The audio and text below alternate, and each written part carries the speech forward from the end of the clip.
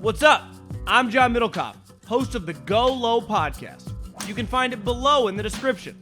Also, you're watching this on the Volumes YouTube channel. Make sure you subscribe, share it with all your friends. GoLow Podcast, up and at 'em. Start with this, the Masters had over 10 million people watching on Sunday. It's, way up from last year and not quite to the level of 2019 when Tiger won it, but very close. And I think it shows you the power of the tournament. It's clearly a very, very special event. You just say the Masters to a casual sports fan, and they know exactly what that is. Now, I think Tiger winning in 19 has probably helped it out. And then clearly with him returning to this tournament, right? It created a buzz over the last 10 days, right? The end of 2 weeks ago, probably Thursday, Friday, to him flying to Augusta and then playing in the practice round on Monday and the practice round on Tuesday and the practice round on Wednesday. It added to it, even though he was nowhere to be found on the weekend. Doesn't matter. There is an added juice to the guy playing. And I talked to Sobel a little bit about this, whether he thinks he's going to play in the PGA Championship, which is, I think, less than 30 days away, the U.S. Open, and then the Open. We know he's going to play at the Open Championship. He has said so. He told Sky TV, which I actually heard from a couple people that Sky TV is actually better than CBS, the international European broadcast. It has Butch Harmon, who is basically their Nick Faldo. And listen, it's hard to be. I saw Nick Faldo kind of apologize for the comments to Dan Patrick, but come on, man. You can't blow that. But regardless, is if Tiger comes back for these majors, it adds an element of juice that I'm a golf nerd. If you're listening to this and you're a golf nerd, we're watching the majors no matter what. I'm trying to decide, should I put $250 in my account or should I put $500 in my account to gamble on Hilton Head this weekend? Like I'm going to watch a lot of Hilton Head, whether I might play a little golf this weekend. No, it's a little cold out right now, but I'm going to watch. Why? Because I consume that. I'll probably watch equally as much as the golf tournament as I will like the NBA playoffs, right? Beside the Warriors game, and the Nets are currently on as I'm recording this. Nets Celtics, I feel like first round of the playoffs. Call me when the conference finals starts. And I like basketball, but I'm in deep with this golf season. Pretty good tournament. I enjoy this tournament. This is a course that I want to play, which is very gettable if you travel out. I actually think South Carolina is a cool golf trip, but I always like watching this tournament. But my point ultimately is I do think that Tiger, if physically he's able to do it, the juice that he got from competing last week, I think he's going to play in all four majors. I understand right after the fact where you go, besides St. Andrews, which is a flat course, I got to take some inventory about Southern Hills, which I've never been there. Scottie Scheffler called it his favorite course in America. Scottie Scheffler just won 4 times in 60 days, and the next major, he has said, and he said this in 2019, that Southern Hills is his favorite course. So he's going to be favored in that tournament. But I think Tiger can add an element to these majors where, listen, there's always buzz with the majors, right? It happens in tennis, the Grand Slams, right? The French Open, the U.S. Open, Wimbledon, they feel bigger. But when you add the star player, who in this case is Tiger Woods, even though if he's no longer quite the star in terms of talent because of all the injuries, it is, I hope that he plays them all. And I actually feel, just knowing the guy like we all do following his career, yeah, I think he had a lot of fun last week. And I talked to Sobel about it. He clearly took a lot of pride in it. But you can't. I saw a clip the other day in baseball. Buck Showalter, who hasn't been a manager in a long time, who's worked at ESPN and the Yes Network.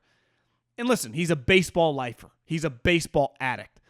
But in like the second game of the season, he's the Mets manager. Lindor got blasted in the face.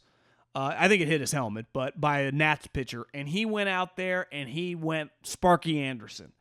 And I was just thinking, like, you don't get these juices sitting in ESPN studios or in the Yes Network broadcast booth. You only get this wearing your sliders, being on the bench, right? It's why so many coaches that retire from coaching go back. Because they're deep down, it's just who they are. Look at John Gruden. John Gruden made probably $100 million. Hell, might have been more between getting fired for Tampa and returning for the Raiders. And he returned. And let's face it, he wasn't going to go anywhere if the emails from Dan Snyder doesn't come back. I think Tiger has like the coaching mindset. Like he is a golf freak nerd. Like that means everything to him. Who did I hear say that he told someone that with his back injuries, sometimes he would just go lay on his yard in the back of his house and just dream of hitting crisp iron shots? Can you imagine being that good at something? Whatever you do. If you're a salesman, if you're an engineer, if you're an architect, podcaster, whatever you do. For most of us, it's very, very difficult to be like, that guy's the best at what he does.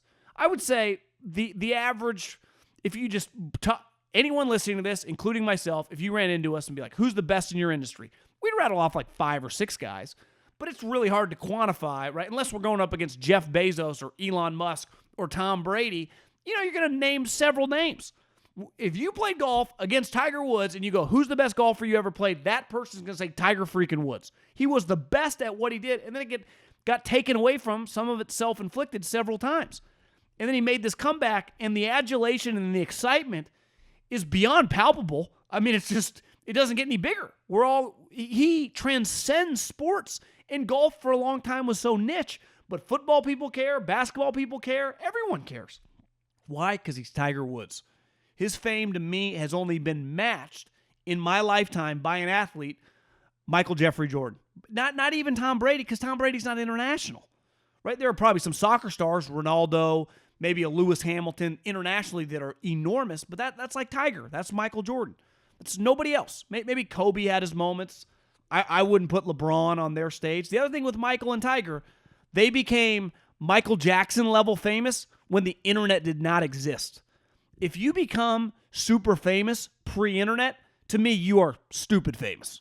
If you become famous post-internet, like that's impressive, but it's much easier to become famous now. I mean, I follow some people on Instagram, and I'll look, and they got 9 million followers. I'm like, I got no clue who this person is or what they do. Sometimes it's some babes, but it's a different world now. And Tiger is internet famous, and he's pre-internet famous, partly because we've never seen anything quite like him. And his freaking name is Tiger Woods. And a huge element because not only was he winning every tournament, he won 15 majors. And as you saw last week, winning a major changes your life. Scottie Scheffler had won 3 tournaments in basically 45 days. Google Ricky Fowler. I think he's got 4 career wins. Scottie Scheffler in a 35 or 45-day stretch had won 3. And these were big boy tournaments, right? TPC Scottsdale, Waste Management, that's no joke. Arnold Palmer, I don't know, Tiger's won that 7 times. The match play, big deal to win that tournament. WGC pays a lot.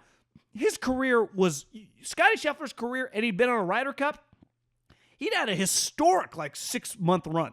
You win 3 PGA tournaments and you're a member of the Ryder Cup, that's a hell of a career in itself. But you win the Masters, it's a game changer. To me, the one major that's a little different than the other 3, like you're a U.S. Open champ, you're a British Open champ, and as the golf people say, the Open, I call it the British Open, or the Masters, it's life-changing. And I thought it was, I don't think I talked about this on Sunday night's pod. It's one thing golfers, and this is why I'm hard on Nick Faldo, they articulate things so well about their golf game, about their life. Like, they're usually great interviews. And Scottie said after he won it, when he was sitting at the press conference with his green jacket on, that he cried like a baby the moment on Sunday. Because obviously you don't tee off till 2:40 in the afternoon. You're not going to get to the golf course probably till 1 or 1:30. I can't even imagine. And this is a guy that had just won 3 times, had a strong lead in the Masters, and he physically basically broke down on his wife. To me, that humanizes him, and then he gets it done. Like, his life is never going to be the same. And obviously, we love doing this when a guy wins a major. How many is he going to win? It's clearly hard, but I don't think any of us would argue once you see Scottie Scheffler play, once you see his high end, once you see his ability to now close tournaments, he's winning multiple majors. And I had read or maybe heard that he had been injured in college, and you see his body, I wouldn't exactly call him like Tiger Woods or Dustin Johnson of fitness, but, he pretty loose when in terms of his swing. He doesn't feel like a guy that could get injured, but he has been hurt before. That's the only thing that's slowing him down. Because he can hit it high, he can hit it low, he can work it left, he can work it right. Obviously, he works the cut better than the draw, but he definitely can hit the draw. He can play in Bombers courses. He can play in the Masters. Austin, one thing I would say about Austin Country Club, and even he said this that week, like he played at Texas. He's like, I've probably played this course 100 times in my life. So that was, kind of a home course advantage. But Arnold Palmer wasn't. That course was a war zone, and he won the thing. So winning majors in this sport is like, I say it all the time in football, like some of these guys, like I don't give you that much credit when you take a little less money to go to a great team, because winning in the playoffs and winning a ring in the NBA, in the NFL, you're World Series champion, it changes your life. It changes the way you're viewed. For the rest of your life, you're known as Masters champion Scottie Scheffler, Super Bowl champion Ronnie Lott, World Series champion Tim Lincecum. Like that's how you're introduced for the rest of your life. When you excel, obviously team sports is harder because there are more things out of your control. But in golf, you can win so many tournaments, and that is really impressive. It's obviously fucking impossible to win the Puerto Rican Open. To win the Barracuda in Nevada would be hard. Let alone, the Players, the WGC, Memorial, like all these tournaments are hard as shit to win. Nothing like a major, man.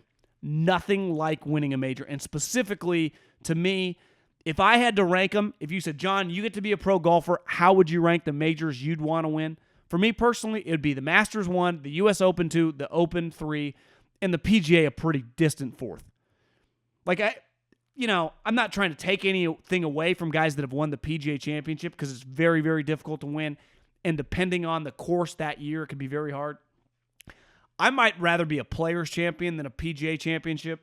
And I could be wrong. You might think I'm crazy, but I think the Players, and Ricky Fowler has a Players Championship, but most guys that have won the Players Championship, if you just Google the guys that have won it, have also won majors. Like the cream usually rises. Like if you told me Scottie Scheffler wins the Players Championship, like I would expect that. Look who won it this year, Cam Smith. Look who was right in the mix to win it, Cam Smith.